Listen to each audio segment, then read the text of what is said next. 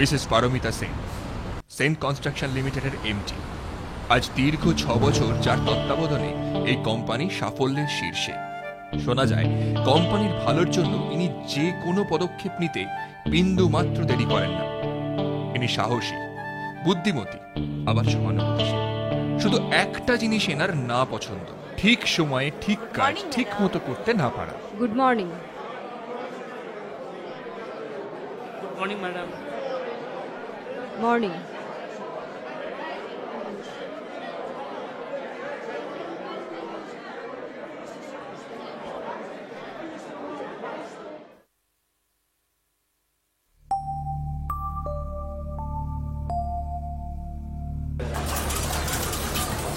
Mister Haldar, yes madam. আমার কেবিনে একটা চেয়ার কম আছে, আপনি ইমিডিয়েটলি 2 নম্বর রুমের চেয়ারটা আমার কেবিনে পাঠাবার ব্যবস্থা করুন। 2 নম্বর রুম? ম্যাডাম, ওখানে তো মিস্টার ব্যানার্জি বসেন, উনি কাজ করছিলেন, মানে ওই একটু করিডোরে গেছেন, এক্ষুনি চল। ওই যে সরি ম্যাডাম, আমি করিডোরে গেছিলাম, একভাবে মেলটা টাইপ করতে করতে কোমরটা ধরে গেছিল, তাই। আমিও তো আপনার ভালোর জন্যই চেয়ারটা তুলে নিচ্ছি। একদিন দাঁড়িয়ে কাজ করুন, তাহলে আর মনে হয় না কোমর ছাড়াবার জন্য করিডোরে যেতে হবে। আই থিঙ্ক 54টা মেলের রিপোর্টিং এখনো বাকি আছে। আজ সেটা দাঁড়িয়ে থেকে কালকের মধ্যে জমা দেবেন। আর হ্যাঁ, বেশ কয়েকদিন ধরে আপনার এই কোমরের সমস্যার ব্যাপারটা ওয়াচ করছি। একদিনের ঘটনা নয় এটা।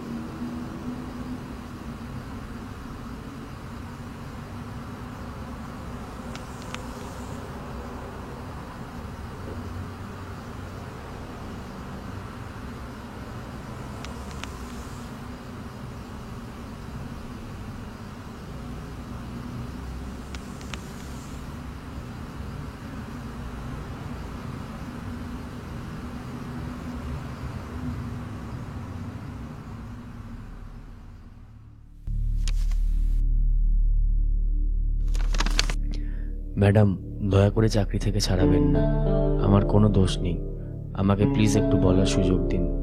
রাজীব দাস।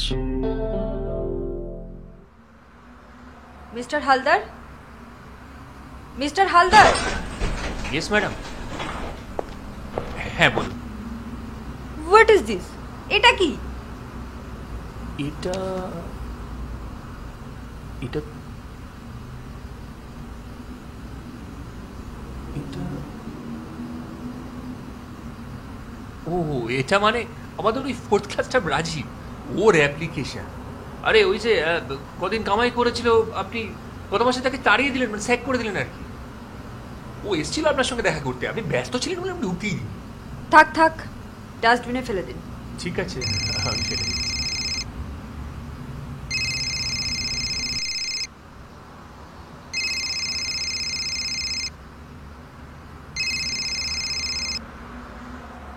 হ্যালো।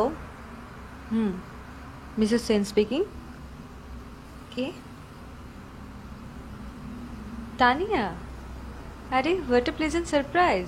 কেমন আছিস? ও, তুই কলকাতায় এসেছিস? হ্যাঁ, দেখা তো আমারও করার খুব ইচ্ছে রে, বাট ওয়ার্কিং আওয়ারে তো সম্ভব নয়। ও, তুই কালই চলে যাবি? আচ্ছা, ওকে ওকে ওকে, তাহলে 5:30টায় লেক গার্ডেন্স। হ্যাঁ, এই চল, দেখা হলে আবার কথা হবে। হ্যাঁ, এখন রাখি। ওকে ওকে ওকে।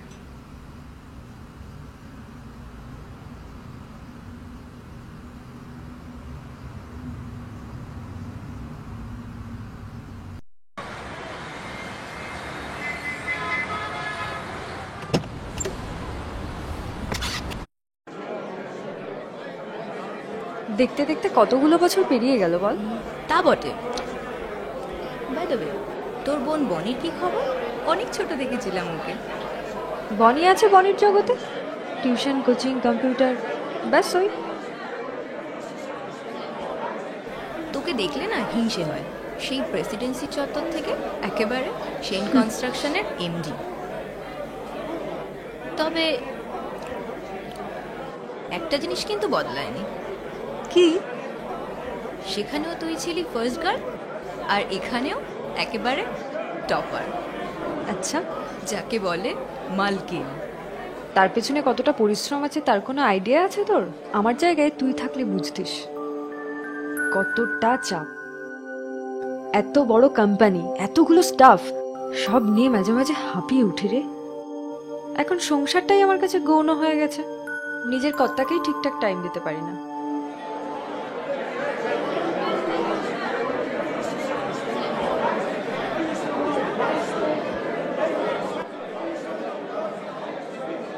আচ্ছা,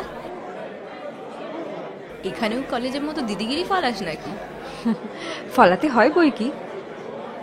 তুই তো জানিস কোম্পানির সুনাম বজায় রাখাটা আমার কাছে কতটা গুরুত্বপূর্ণ। তার জন্য মাঝে মাঝে কড়া স্টেপও নিতে হয়, কিন্তু সেটা একটা ডিউটি।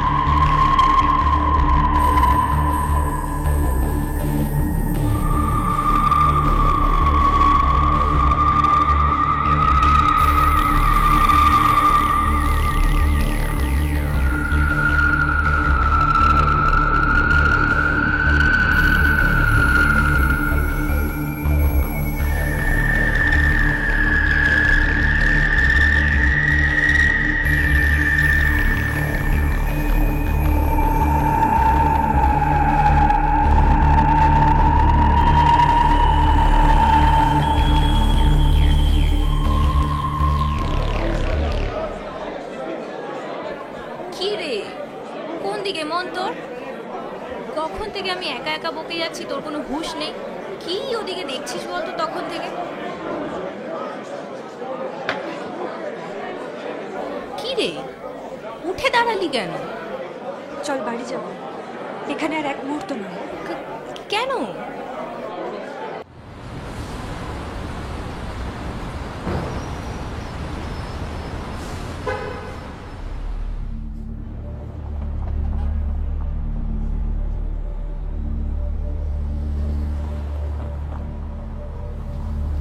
কি রে, তুই বেরিয়ে এলি যে? কি হয়েছে? কি হয়েছে? টেনশন করছিস কেন? প্রবলেমটা কি? তুই ডান দিকের কর্নারে ওই লোকটাকে দেখেছিলি? কি অদ্ভুত ভাবে তাকাচ্ছিল, কি বিচ্ছিরি দৃষ্টি। ভাবলে ভাবলে এখনো আমার গা শিউরে উঠছে। এইরকম ফিগার আমি আগে কখনো দেখিনি। আরে বুঝেছি, লোকটার কি দোষ বল? তোর এরকম সুন্দর মুখ দেখেই ফিদা হয়ে গেছে। সবসময় ফালতুই আর কি আমার ভালো লাগে না তানিয়া। থাক, আরে? তোকে বিশ্বাস করতে হবে না, আমি চললাম। পারমিতা, পারমিতা যাস না। পারমিতা, পারমিতা দাঁড়া, আমি সত্যি কাউকে দেখিনি, আমি জাস্ট জোক করছিলাম। Paromita, As per previous turnover, we have to reduce 100 more labors and 20 steps immediately. Then we can balance between production and sales. First, Mr. Haldar. কিন্তু ম্যাডাম, মানে একসাথে 120 জনকে ছাঁটাই? একেবারে ছাঁটাই ঠিক নয়, কিছু লেবারকে অন্য ব্রাঞ্চে শিফট করব, তবে কিছুকে তো নেক্সট প্রজেক্টে বসাতেই হবে। কিন্তু মানে একসাথে এতজনকে একসাথে বসিয়ে দিলে মানে আমি বলছিলাম কি, যদি একটু রয়ে শোয়ে ব্যাপারটা করা। লুক মিস্টার হালদার, কতটা রইবে আর কতটা সইবে সেটা না হয় আমিই বুঝলাম। মাথার ঘাম পায়ে ফেলে কোম্পানিটাকে আজ এই পজিশনে এনেছি, তাই কোম্পানির স্বার্থে যেটা ভালো বুঝবো সেটাই করব।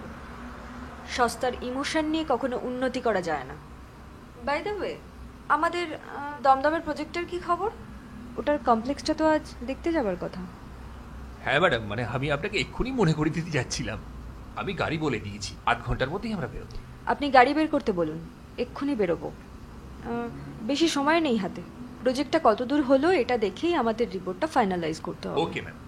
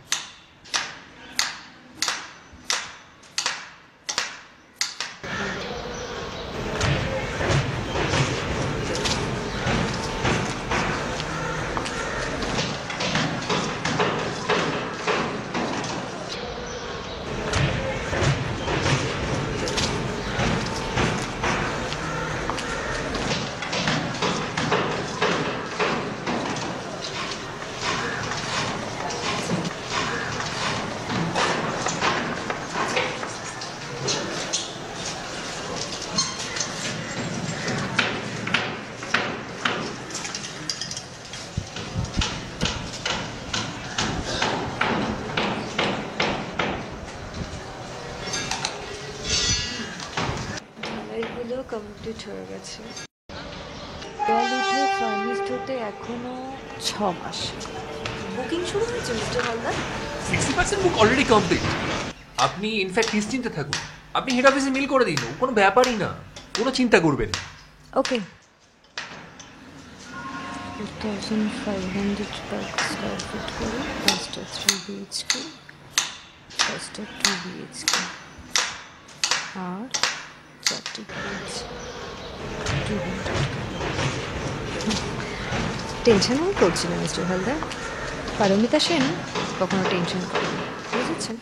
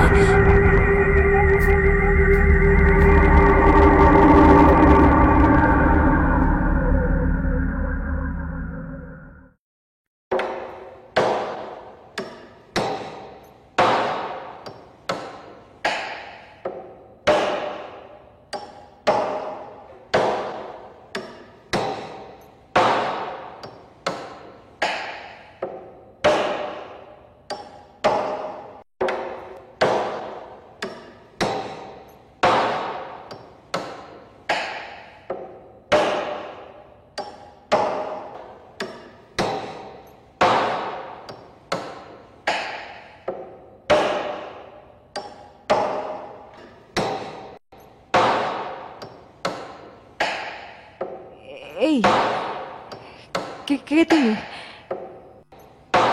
কি করছো এখানে?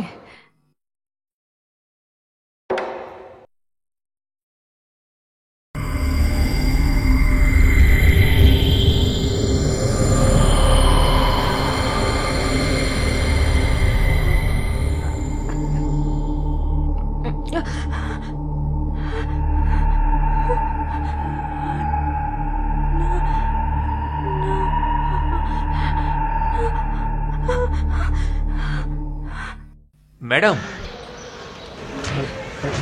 আপনার কি হয়েছে ম্যাডাম? আপনার কি শরীর খারাপ লাগছে? না, আপনি কোথায় ছিলেন? আমি আমি তো এখানেই ছিলাম ম্যাডাম। হ্যাঁ, ঠিক আছে, চলুন গাড়ি বের করতে বলুন, বেরোতে হবে। এর মধ্যেই দেখা হয়ে গেল। আচ্ছা ঠিক আছে, ঠিক আছে।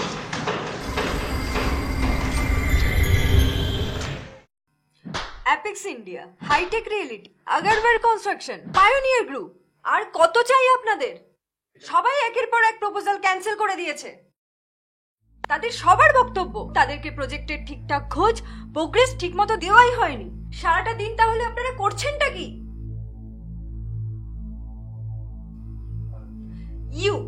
ইউ মিস্টার ব্যানার্জি, আপনার ওপর ওয়ার্ক প্রোগ্রেসের সমস্ত দায়িত্ব ছিল, কিন্তু আপনি সেটা করেননি। লুক এভরিবডি, আমি কিন্তু কোনো এক্সকিউজ শুনবো না। আর যদি নিজেকে আনফিট মনে হয় তো দরজা খোলা আছে। মুখ দেখাবার জন্য আপনাদের স্যালারি অ্যাকাউন্টে টাকা পাঠানো হয় না। এবার আসতে পারেন আপনারা।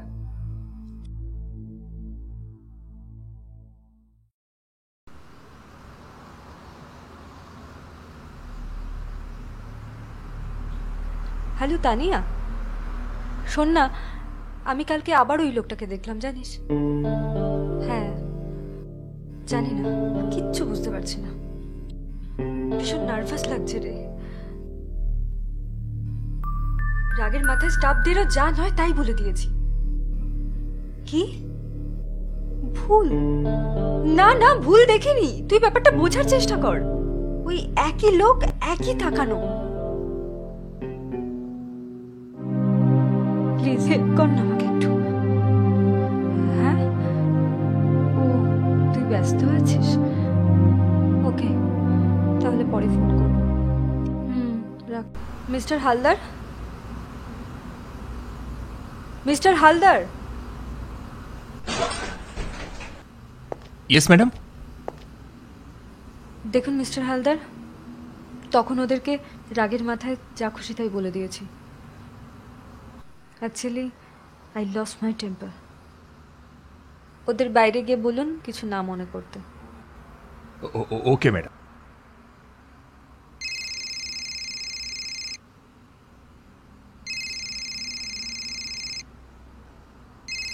হ্যাঁ বলো। শোনো না, একটা প্রবলেমে পড়ে তোমায় ফোন করলাম। অ্যাকচুয়ালি রাজারহাটে একটা প্রজেক্ট দেখতে এসে গাড়িটা বিগড়েছে, কাছাকাছি সারানোর কোনো ব্যবস্থাও নেই, তাই আমার গাড়িটা লাগবে তাই তো?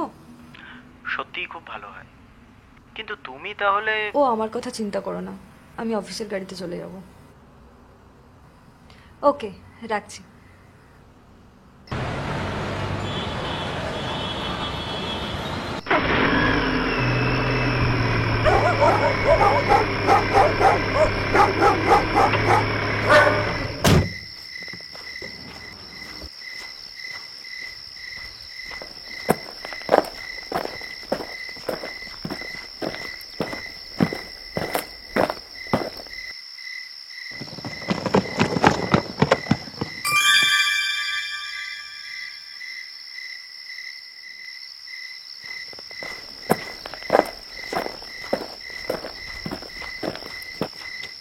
ম্যাডাম, ম্যাডাম এদিকে।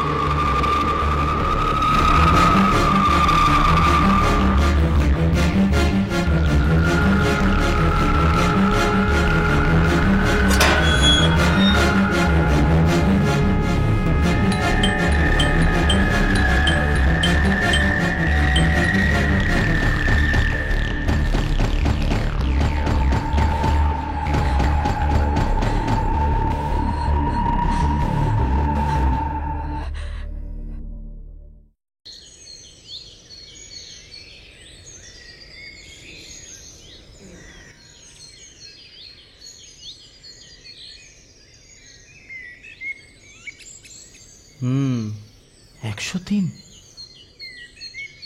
না, আজ আর তোমার অফিস গিয়ে কাজ নেই।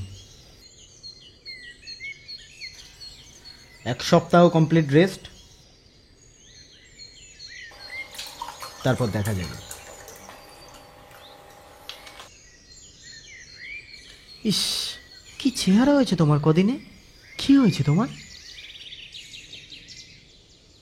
কাল ওভাবে বাড়ি ফিরতে গিয়ে সেন্স হারালে কেন?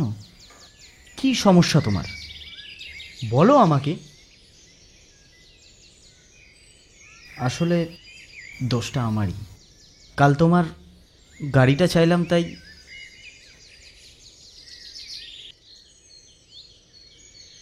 ওই লোকটা।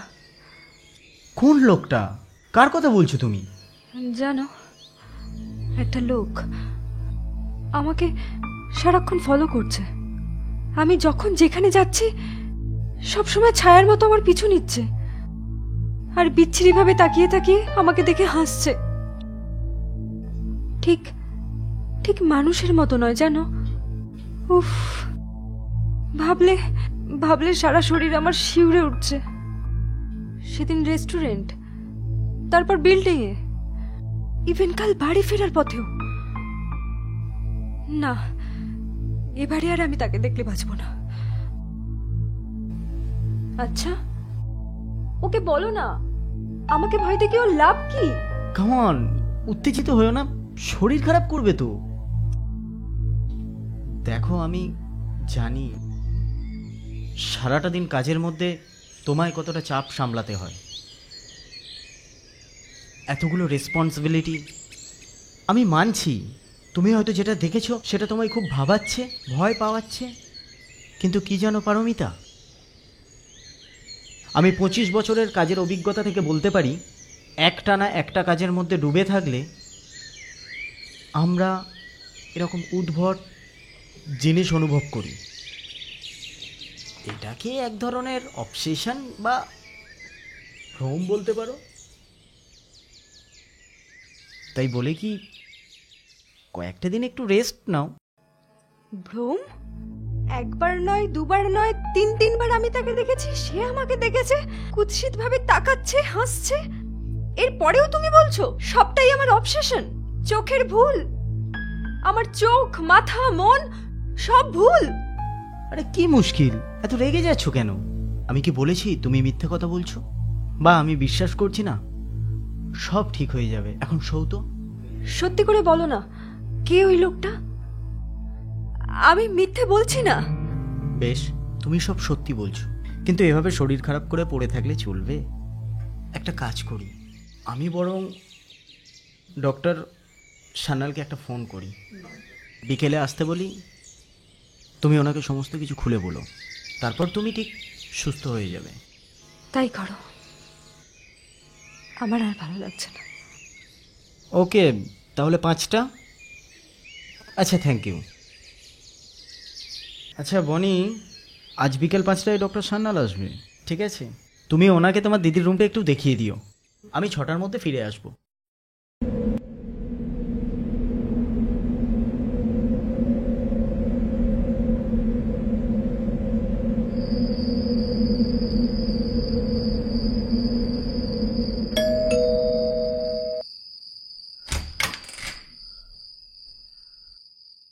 কাকে চাই? আমি ডক্টর সান্যাল। ও, ডক্টর সান্যাল। কিন্তু দাদা যে বলেছিল 6টা নাগাদ আসবেন, এখন তো 5:30 বাজে। কেন, আগে আসতে নেই বুঝি? না না, তা কেন হবে? ওসব ছেড়ে এখন বলো, পারমিতা দেবীর ঠিক কি হয়েছে? আমি তো ঠিক বলতে পারবো না, তবে কে না কে ওকে যেন খুব ডিস্টার্ব করছে, সব জায়গায় নাকি ফলো করছে। ডোন্ট ওয়ারি বনি, এখন আমি এসে গেছি, আর কোনো চিন্তা নেই। তুমি শুধু দিদির রুমটা দেখিয়ে দাও। শিওর, আসুন।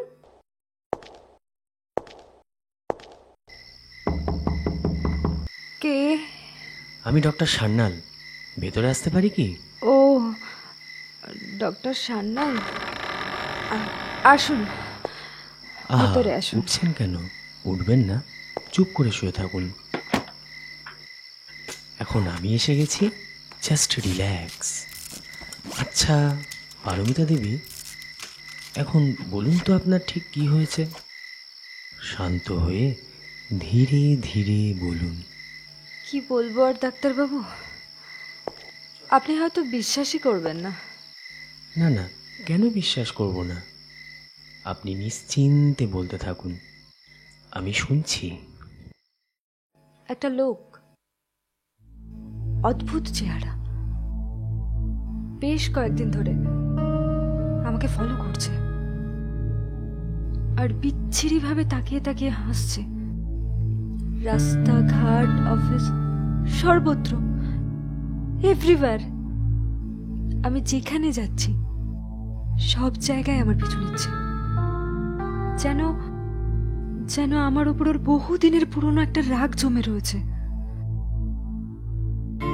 জানি কথাগুলো শুনে হয়তো আপনার হাস্যকর মনে হবে আমি ভুল বলছি, ভুল দেখছি, কিন্তু বিলিভ মি ডক্টর, এই সব সত্যি, 100% আমার নিজের চোখে দেখা। কি মুশকিল, আমি কখন বললাম আপনি মিথ্যে কথা বলছেন? আমি আপনার সমস্যাটা গভীরভাবে ফিল করতে পারছি মিসেস সেন। বুঝতে পারছি। সত্যি হয়তো কোনো বা কেউ আপনাকে অযথা বিরক্ত করছে। এমন তো হতেই পারে। অবিশ্বাস করার মতো তো আপনি কিছু বলেননি। কিন্তু কি জানেন মিসেস সেন, আসলে আমাদের মনের ওপর তো কারোর কন্ট্রোল নেই। তাই মাঝে মাঝে অনেক পুরনো ভয় যা সামনে এসে পড়ে। তাই বলছিলাম আর কি, আপনার মনে কাউকে নিয়ে ভয় নেই তো? What rubbish!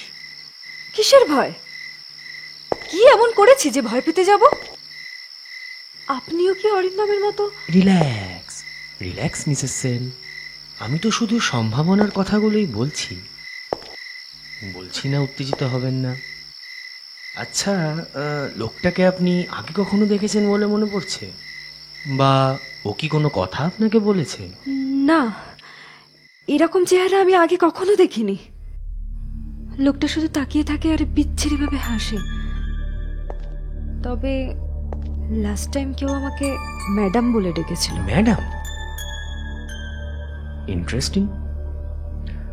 তো ম্যাডাম বলে তো একমাত্র আপনার অফিসের কর্মচারীরাই আপনাকে ডাকে, তাই না? হ্যাঁ, তবে এটার সাথে এর কি সম্পর্ক? না মানে, আপনার কি অফিসের কাউকে সন্দেহ হয়? ওদের মধ্যে কি কেউ এরকম কিছু করতে পারে? কি যাতা বলছেন? আমার স্টাফদের কারো এমন সাহস নেই যে আমার চোখে চোখ রেখে কথা বলতে পারে। এইখানেই তো আপনি ভুল করছেন পারমিতা দেবী। কখনো কোনো কিছুকে আন্ডার এস্টিমেট বা ছোট করে দেখা উচিত নয়।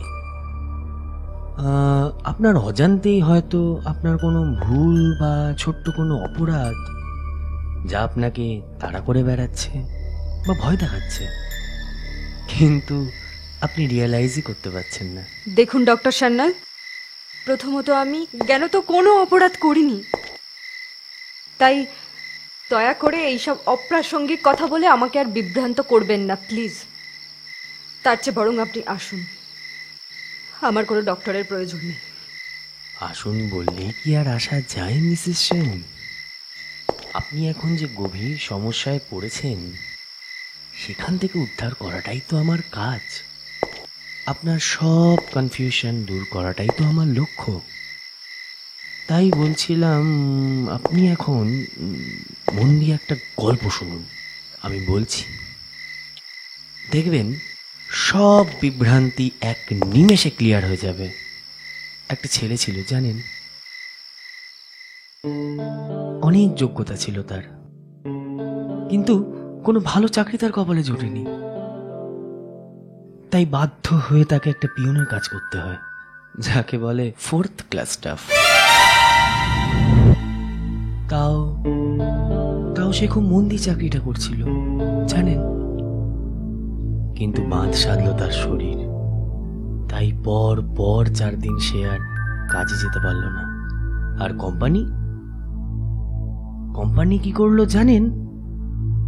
তাকে না দেখে না শুনে তাড়িয়ে দিল। যাকে বলে স্যাক। আপনি কে বলুন তো? কি এসব আবল তাবল বকে চলেছেন? রিল্যাক্স মিসেস সেন, আমার গল্পটা এখনো শেষ হয়নি। আসল ট্র্যাজেডিটা তো শুনুন। ছেলেটা একা ছিল না, সঙ্গে তার ওয়াইফ আর 4 বছরের ফুটফুট একটা মেয়েও ছিল। একরকম সুখের সংসার বলতে পারেন। কিন্তু চাকরিটা চলে যেতে সংসার নিয়ে অথই জলে পড়ল। অন্য হয়ে চাকরির জন্য অনেক ঘুরল, কিন্তু কেউ তাকে একটা কাজ দিল না। তাই তাকে মরতে হলো। একা নয়, সবাইকে সাথে নিয়ে। এমনকি একরত্তি বাচ্চা মেয়েটাকেও। আসলে খিদের জ্বালা খুব বড় জ্বালা, জানেন? কতদিন সহ্য করা যায় বলুন তো ওই 4 বছরের ফুটফুটে একটা মেয়ের পক্ষেও? আপনি কে বলুন তো? ঠিক ধরেছেন, আমি ডক্টর সান্যাল নই, আমি রাজীব দাস, আপনাদের সেই 4th ক্লাস স্টাফ। জানেন ম্যাডাম, চাকরিটা কেড়ে নিয়ে আপনি শুধু আমাকে মারেননি, তার সাথে আপনি আরো দুটো তরতাজা প্রাণ কেড়ে নিয়েছেন। তাই তো আমি হন্য হয়ে পড়েছি আমার পাওনাগণ্ডটা বুঝে নেওয়ার জন্য। আমার হিসেবটা বুঝিয়ে দিন, আমি চলে যাব। না না না, ইম্পসিবল। আমি চিনি না কোনো 4th ক্লাস স্টাফকে, চিনি না কোনো রাজীব দাসকে। আপনি চলে যান। এই আপনাদের এক দোষ ম্যাডাম, নিচু তলার মানুষদের তো গণ্যই করেন না, চেনা তো দূরের কথা। তাই আমাকে একবারও না ডেকে কোনো কথাই শুনলেন না। তাই আজ অন্তত একবার আমার মুখোমুখি হয়ে দেখুন তো, সত্যিই কি আমার কোনো দোষ ছিল?